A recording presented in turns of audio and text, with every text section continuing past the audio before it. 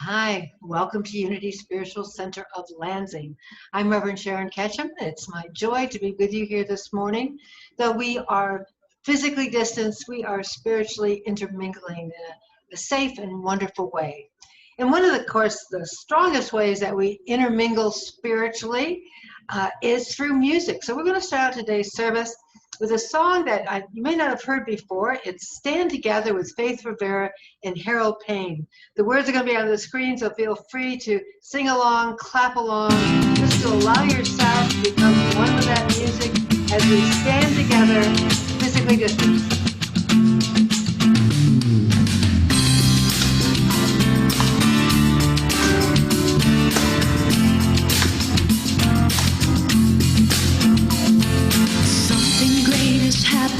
Love has taken hold and won't let go of us now.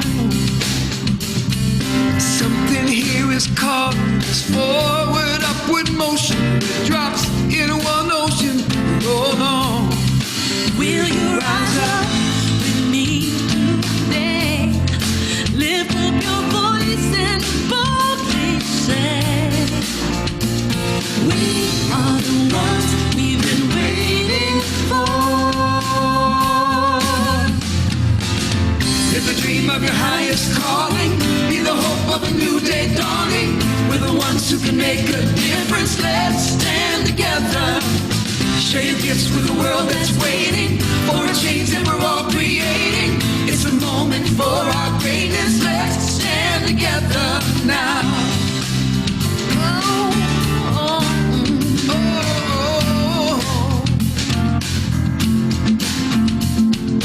Every day's a chance you can do something amazing to feel your passion blazing and shining. Paint with every vision, dance in new directions, explode to new heights in your mind. I will rise up with you today. Lift up my voice. Lift up my voice and boldly say, we are the ones we've been waiting for. Live the dream of your highest calling. Be the hope of a new day dawning. We're the ones who can make a difference. Let's stand together. Share your gifts with the world that's waiting for a change that we're all creating. It's a moment for our greatness. Let's stand together now.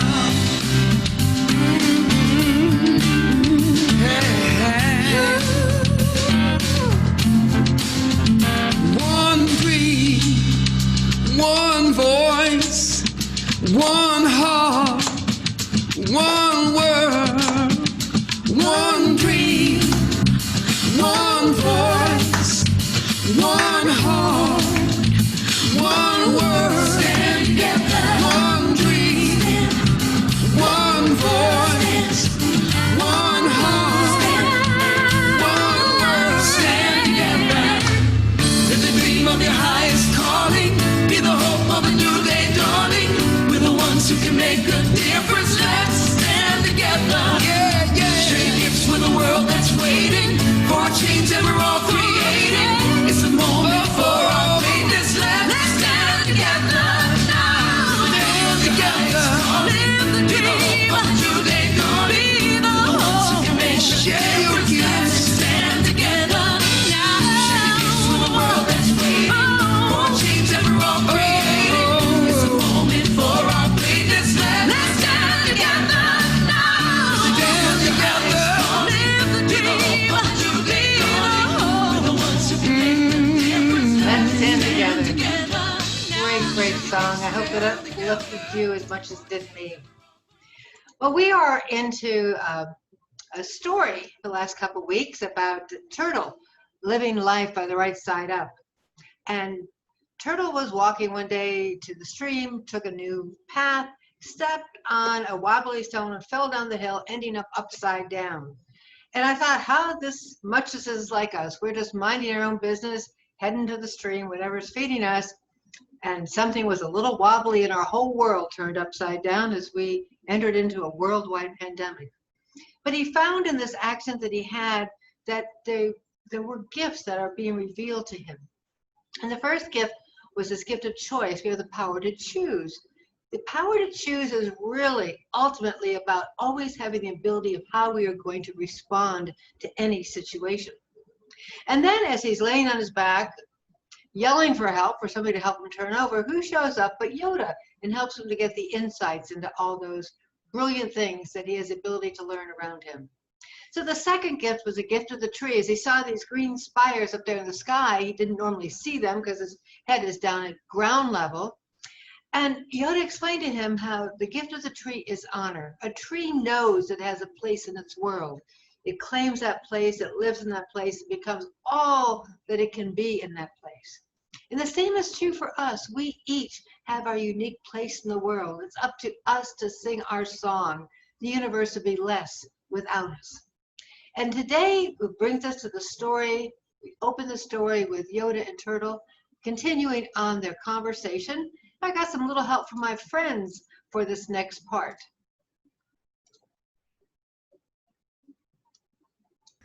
I respect everyone who knows they have a special place in the universe. And I know I also have a special place. On my feet. Have you thought of how to get me right side up, Yoda? An idea will come, Turtle, but since you're upside down, you might as well be keeping your eyes open. There is more to learn. Have you noticed how problems do that for us? They get us to pay attention. I sure am seeing things differently, and I sure am seeing things I've never seen before, like those white, fluffy puffs floating in the sky. Yoda, what are they? You're looking at the clouds, Turtle. They are so high. Yoda, can you jump that high? No, I can't reach those clouds, but I can aim for them, and they inspire me to jump higher and higher. I wish I could fly to a cloud. Can you just imagine what it must be like on clouds? Turtle, there is much I don't understand, but clouds help me to imagine. They remind me of beautiful dreams. Dreams I may never reach, but something to aim for anyway. Tell me, Turtle, when you watch clouds, what do you see? Well, they keep changing, so it isn't easy to answer. I see a bird, then I see a fish, and I see a turtle like me. That's right! Clouds are forever changing. So do dreams. What we imagine for ourselves today, what we dream of as time goes by will change. So the gift is imagination, then? Not exactly.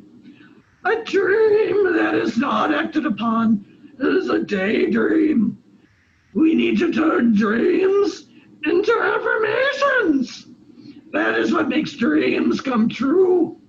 When your dream becomes a belief, it will come to pass. That is the gift of the cloud. Affirmation. Thank you, Chris and Lisa, our Yoda and our turtle. The gift of affirmation. Author James Allen wrote that the greatest achievements were at first and for a time dreams. The oak sleeps in the acorn, the bird sleeps in the egg, and in the highest vision of our soul, a waking angel stirs. I love that. The highest vision of our soul, a waking angel stirs. You know, when I first got into Unity, one of the first affirmations I learned was thoughts held in mind produce after their kind. And it took me a long time to remember that. For some reason, a mental block, and this one woman who had been at Unity for quite a while, I kept saying, Sandy, what was that affirmation again? Thoughts held in mind produce after their kind. Thoughts held in mind produce after their kind. And that's that whole concept of having the dream, imagining something that isn't right now, and bringing it in to manifestation. It's one of the most powerful tools that we learn in Unity, that we do co-create our own reality. Athletes have used this for a number of years. They will actually visualize their whole performance. If they have a game coming up, they will visualize the whole game. They visualize how they perform. And in that visualization, then they take it into practice. And actually, they perform better if they have visualized as well as practice instead of just visualizing alone. But, you know, if truth be told, how many times do you have the dream, you see that shape, that cloud in the sky of our imagination, and you say, but, it can't be done. Impossible. Not for me. Not in this lifetime. And every time we do that, we're undercutting our dreams. We're undercutting our creative power that's within us. Mary Morrissey, in her course, Prosperity Plus, we did that here a couple years ago. She said, what would you do if you didn't think it was impossible? If you didn't think it was impossible, what would you do?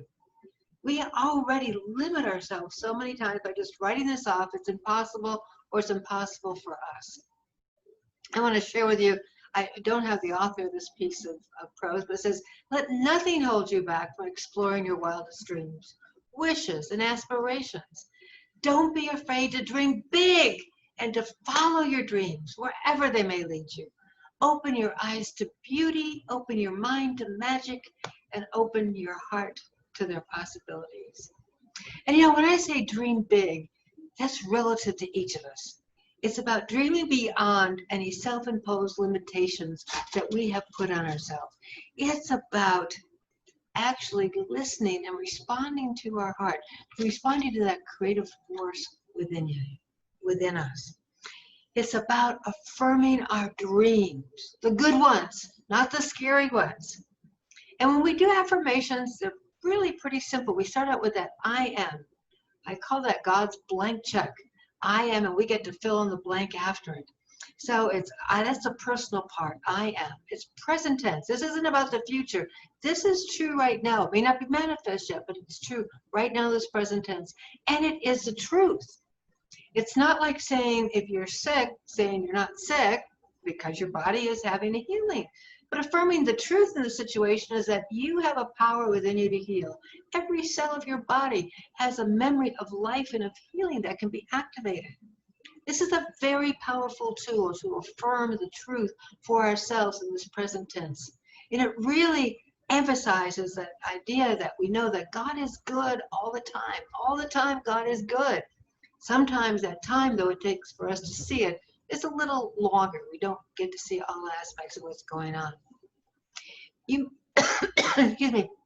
There was an athlete by the name of Dot Richardson. And when she was 15, she had a dream. She dreamed of playing softball in the Olympics. Big dream, right? She was such a great ball player that as a teenager, a team came to her and gave her an offer to play professional women's softball. She turned it down because at that time, if you were professional, you could play in the Olympics, and the Olympics was her dream. She held that dream even as she went to college, and she went to medical school and became a doctor. And then when she was 35 years old, 1996, the Olympics brought in women's softball, and she was on the team, and she brought that team to a gold medal. She held true to her dream. She thought it, she acted as if this is going to happen by not accepting that job. She held to the dream, but she didn't stop living life. And she held onto that dream with a passion that brought it into fruition. One of the ways to help us hold on to a dream is to write it down. It's very powerful to actually make your mind write it down, taking that time to really write it out. Because the clearer that we get in that vision, the clearer we get to the dream, the more powerful the universe can be in conspiring.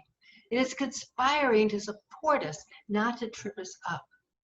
I want to share with you a quote from Emmett Fox. He says, as soon as a subconscious mind accepts any idea, it immediately begins trying to put it into effect.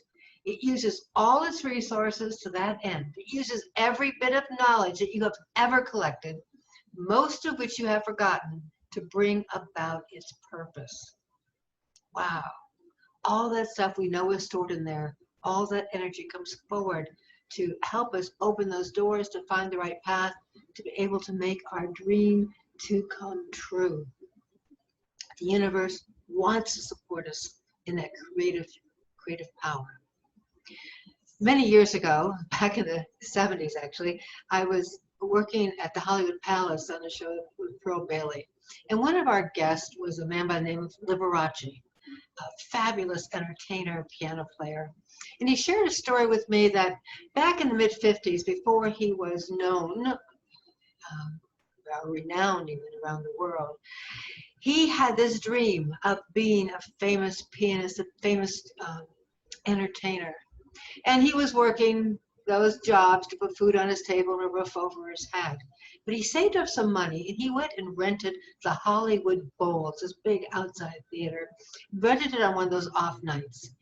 And he went and he dressed to the nines. Liberace was famous for dressing to the nines. He had his grand piano there. And he played this fabulous piano concert to an empty Hollywood Bowl. See, he had just rented it for himself. But 4 years later, he dressed to the nines. He had the grand piano at the Hollywood Bowl, and there was not an empty seat in the house. Liberace knew what it was to affirm with feeling that dream that is so much a part of who he was. He did it, he acted as if it was true, knowing that it may not be manifest yet back in the 50s, but he was putting things in motion so that when it came to him, he would be ready to receive it and to receive it in its fullness. So we do affirmations. Really, it's, you know, you might be sitting there saying, my life is pretty good. What do I need to create? I don't want to play at the Hollywood Bowl. I don't want to play softball in the Olympics. But there's areas of our life that all of us could use improvement in. I mean, one is our body and health. Who couldn't be more limber? Who couldn't walk farther or a little faster or whatever that might be? Or maybe we have some aches and pains that need some healing. Another area for us certainly is relationships. And right now with the physical distancing, it's really hard to maintain relationships. So whether it's a special someone in our life, our family or friends or neighbors, we can always improve those connections we have with one another. Another area is career or creativity. When we're working, when we do our work, I'm not talking about what we're getting paid for. I'm talking about those things where we use our talents to do things. We're always looking for areas of expression where it could be meaningful, that would make a meaningful difference in our world, whether it's helping somebody out or leaving a piece of artwork behind or whatever that is to us. So we can always affirm something about our creative efforts. Then, of course, there's finances. Who couldn't use a little more resources in their life? If you don't need anything yourself, maybe it's there so that you can help other people, that you can make a difference. So the affirmation is a very powerful tool, affirming that God is good all the time. It's personal. It's the I am. It's about us. It's in the present tense. It's not in the future. It's brief, positive, specific. That I am renowned. I am effective. I am patient, whatever that might be. And it's not a matter of just parroting the words. We don't just say these affirmations. If I say them, abba-dabba-doo 132 times, whatever that might be, is going to happen. No, it is about living it, living the words, saying it with feeling, stuffing the feelings like you would stuff a Thanksgiving turkey, right? Okay, so just really having that emotion to create the motion of creativity. Now, sometimes we just can't get that affirmation going. And that's because our thinking has been in such a rut that we don't know how to get out of it. We have thought the same kind of limiting thought over and over and over and over again. So we need to find a way to get out of the rut. And what Unity uses is a technique called denial. It is not to deny that a condition is evident. If you have a broken leg, you don't say, I don't have a broken leg.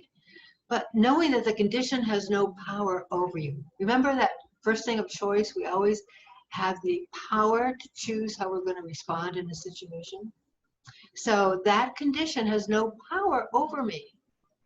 And we just do very lightly with the denials. We just want to let it go. We want to pull it up by its roots and throw it away. We want to get out of that rut of thinking we are in, not dig it deeper by thinking the thought over and over again. We don't want to deepen that kind of groove in our brain, that rutted thinking that we have. We want to get into the affirmations to get new grooves of thinking, new pathways of thinking. So it's denial's pulling out the weeds, and affirmation is planting them. When you pull out a weed, you only do it once. You pull it out and get rid of it. You just let it go. Don't focus on it. Affirmations, the seeds, yes, you want to nurture them. You want to water them. You want to make sure you're taking care of them. I did a lot of study on the Gospel of Thomas. It's a book of sayings of Jesus that weren't included in the Bible. And one of the sayings I want to share with you this morning, he says, if you will bring forth what is within you, what you bring forth will save you. If you do not bring forth what is within you, what you do not bring forth will destroy you. Wow. If you bring forth what's in you, it will save you. If you don't bring it forth, it will destroy you. It will eat you up. We need to allow ourselves to live into our own dreams, not by somebody else's measure, but by our own heart measure. Catherine Ponder, a longtime prosperity teacher, she puts it a different way. She goes, until we meet it with grace, it will be in your face. Until we meet it with grace, it will be in your face. Want to affirm that together? Until you meet it with grace, it will be in your face. And that grace is letting go of it. That grace is not trying to fight it, not trying to resist it, just letting go of it, like blowing the dust off the table, just letting it go. So we're going to uproot those old thoughts and plant those new seeds so that we can truly live the life that we're meant to live, that we can bring forth what is within us. So it will save us in the sense of save us the stress, the turmoil from not bringing out our dreams into reality. There's a Chinese proverb that says, you cannot prevent the birds of sorrow from flying over your head, but you can prevent them from creating nests in your hair, because you have the power to change. So, spiritual practice for this week. Let me just share our screen here, and we'll get this up. Okay. I'm going to invite you that every time you see a cloud, let your imagination become an affirmation. Every time you see a cloud, let your imagination become an affirmation. Yes, let your imagination become an affirmation. And then finally, this is another segment of our service. It's a meditation. And just to kind of whet your appetite for the meditation today, I invite you to join me in these affirmations. It's inspired by Rumi, and I've turned them into affirmations for us. I was born with potential. I was born with goodness and trust. I was born with ideals and dreams. I was born with greatness. I was born with wings. I was not meant for crawling, so I won't. I have wings. I learned to use them and fly. Yes. Now is the time that we celebrate our prosperity, and we are so prospered in our lives. It's just nice to take a moment to just really appreciate all the good things that have come in. And first of all, I want to appreciate all those that are continuing to support this spiritual community with your gifts of time, talent, and treasure. And our financial gifts, of course, we tithe on, and for the next 6 months, we are doing a congregant's choice to Punks with Lunch, who support homeless people, Rise, which supports those in recovery, and the Sunrise Movement, which is an ecologically based movement to help protect our planet. So, in knowing this and a deep appreciation for all of you for supporting this ministry, let's just take a moment to really take an inventory of what our week has been like.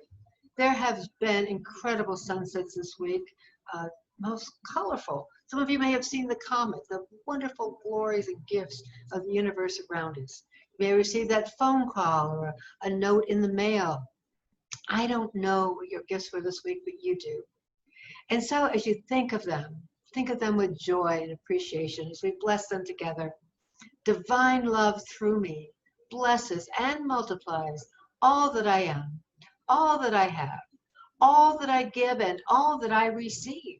I praise, give thanks, and am glad. Yes. Well, this completes this segment of our service. You can binge watch all 3 sections or watch them at your leisure. And if you're watching this on Sunday, join us for a Zoom fellowship time. Maybe we can come up and create some powerful affirmations together. Right now, let's join together in singing our traditional closing song, I Choose Love.